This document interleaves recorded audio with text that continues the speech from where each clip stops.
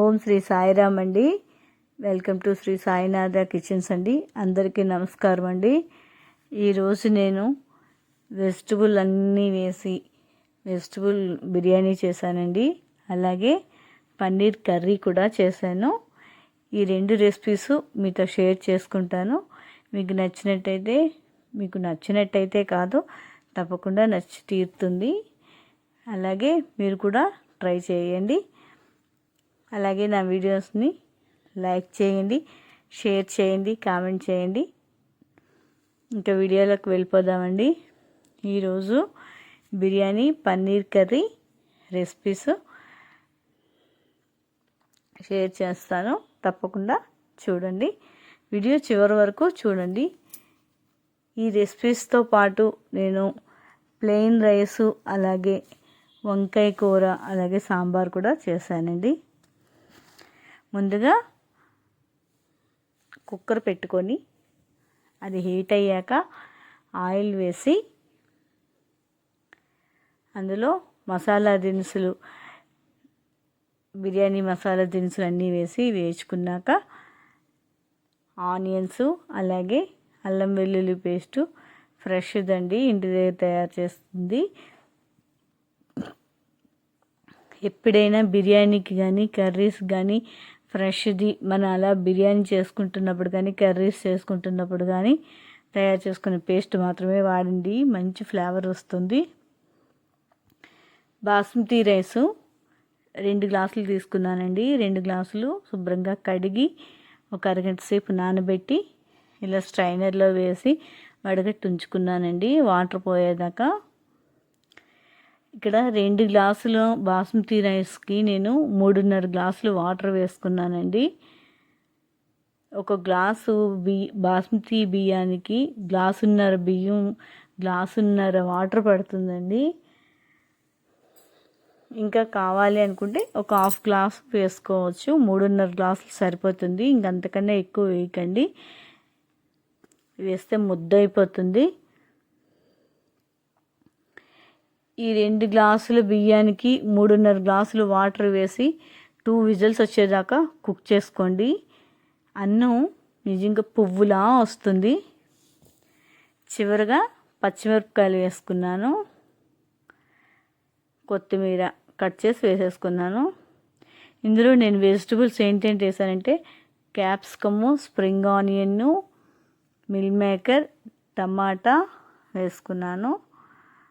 అలాగే చివరిగా 3 టేబుల్ స్పూన్ల సాల్ట్ వేసుకొని మూత పెట్టేసానండి కలిపేసి.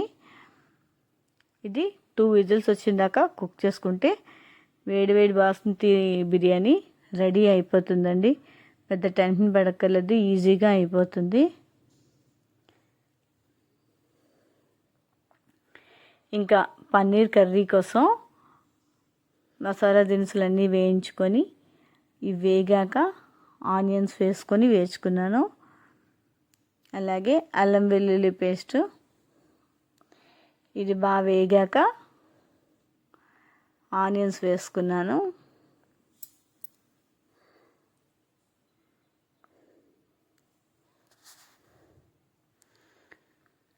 ఇలా ఒక ఆనియన్ 4 ముక్కలు తరిగి వేసుకున్నాను.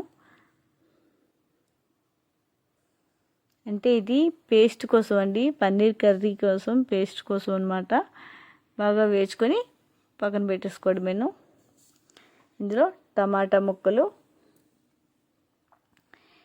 వేసి మగ్గిపోతే చాలండి, బాగా వేగి మగ్గిపోతే చాలు. మిక్సీ జార్లో తీసి పక్కన పెట్టేసుకోవచ్చు.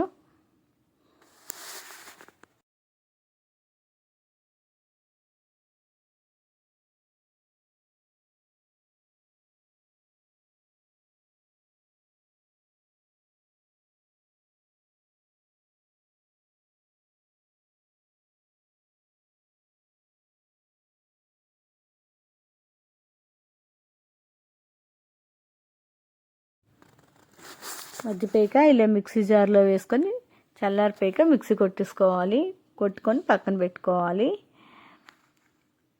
అదే పాన్లో మళ్ళీ ఆయిల్ వేసి ఆనియన్స్ బాగా వేగిన తర్వాత అల్లం వెల్లుల్లి పేస్ట్ వేసి బాగా వేగిన తర్వాత ముందుగా మనం మిక్సీ చేసి పెట్టుకున్న టమాటా ఆనియన్ పేస్ట్ వేసుకోవాలండి.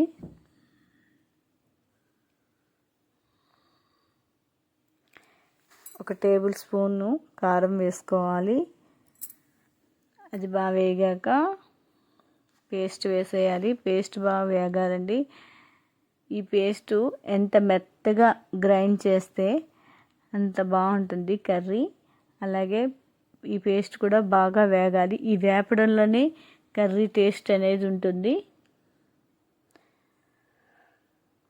చూసారా పేస్ట్ ఎంత థిక్గా మెత్తగా ఉందో.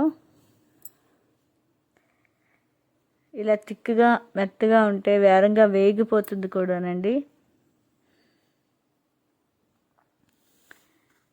ఇది బాగా వేగిపోయాక మిక్సీ జార్ కడిగిన వాటరు, ఒక గ్లాస్ వాటర్ వేసుకోండి సరిపోతుంది, ఎక్కువ అక్కర్లేదు.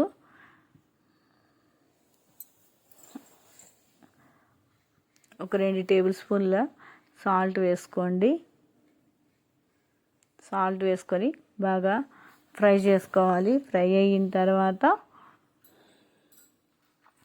ఇది బాగా ఫ్రై అయిపోవాలి. పాన్ నుంచి ఆయిల్ సపరేట్ అవ్వాలి. అలాగే ఈ పేస్ట్ కూడా సపరేట్ అవ్వాలి. అయ్యాక ఇలా వాటర్ వేసేసుకోండి. వాటర్ ఎక్కువ వేసుకోక్కర్లేదండి.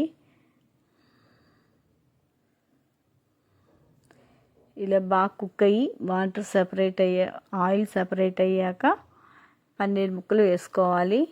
పన్నీర్ ముక్కలు ఇక్కడ నేను ఫ్రై చేసుకోలేదండి. ఫ్రై చేసుకుంటే మా పిల్లలకి నచ్చదు, అందుకని నేను ఫ్రై చేసుకోలేదు. కానీ ఫ్రై చేసుకుని వేసుకుంటే ఆ టేస్ట్ కూడా బాగుంటుంది. మా పిల్లలకి నచ్చదని నేను ఫ్రై చేయలేదు. ఈ ముక్కలు ఫాస్ట్గా అటు ఇటు కలిపిస్తే విరిగిపోతాయి. నెమ్మదిగా కలుపుకోవాలి. ఇలా కలిపిన తర్వాత ఒకసారి మూత పెట్టి వదిలేసేయండి, అవే కుక్ అయిపోతాయి.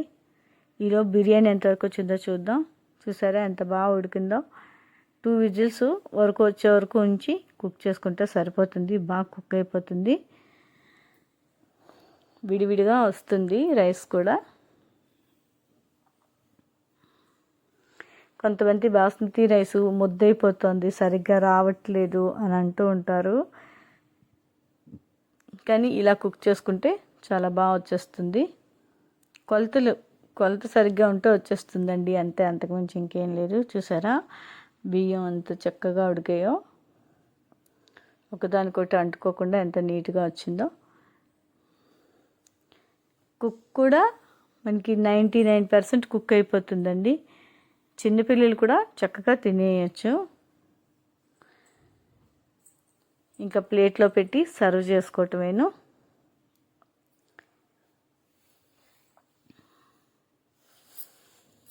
ఇలా ప్లేట్లో వేసి సర్వ్ చేసి చేయొచ్చు. చక్కగా లొట్టలు వేసుకొని తినేస్తారు. ఇంకా